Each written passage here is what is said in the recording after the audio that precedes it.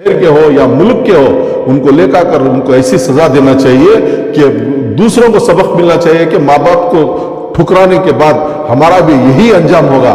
इस वीडियो को इतना वायरल कीजिए कि जो लोग भी इस तरीके का जो काम कर रहे हैं उन तक ये वीडियो पहुंचे और वो कहीं ना कहीं सुधर जाए।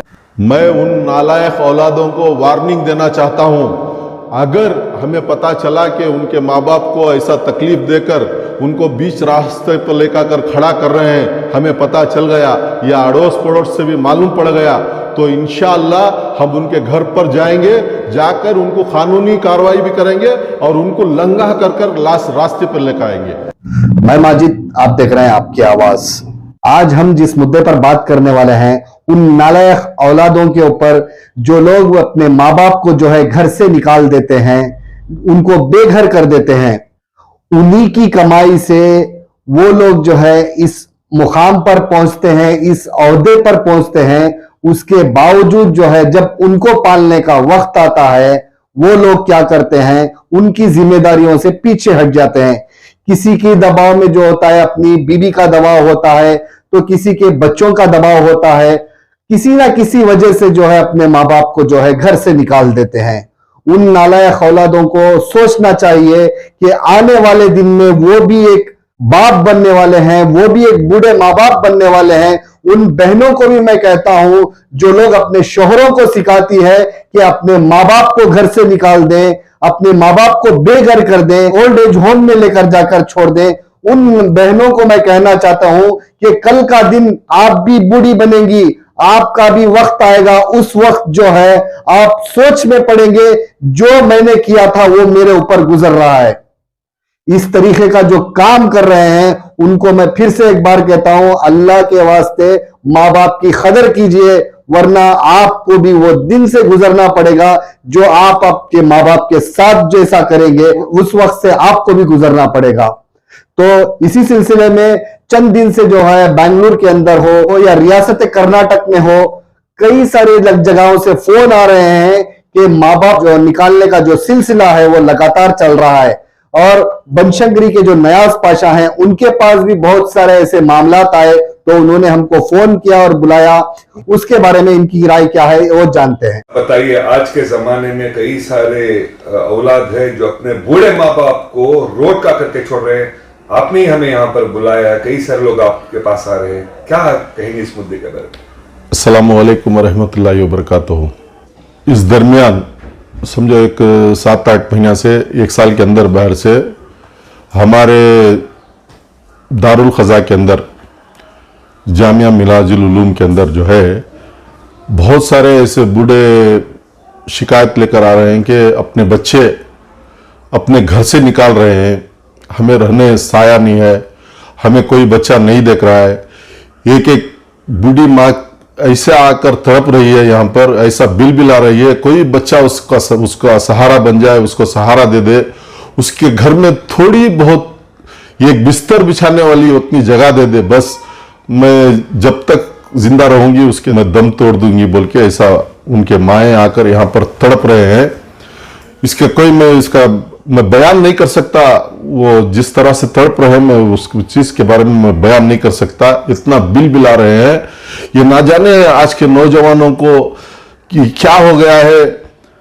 ईमान में रहते हुए, मुसलमान होते हुए, अपने वालिद और वालिदैन की कदर ना करते हुए अपने वालिद वालिदैन को रास्ते पर छोड़ रहे हैं।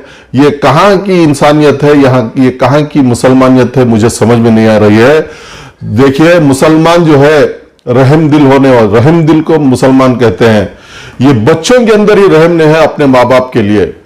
अपने माँ बाप अपने बच्चों को जन्म देकर पैदा कर इस दुनिया में लाकर उनको पाल कर पोस कर बड़ा कर उनको शादी तक लेकर कर उनकी शादी करते हैं, और उनका बुढ़ापा जब आता है तो उनके बच्चे जो है वो माँ बाप का साथ छोड़ दे रहे हैं, वो माँ बाप को रास्ते के बना दे रहे हैं।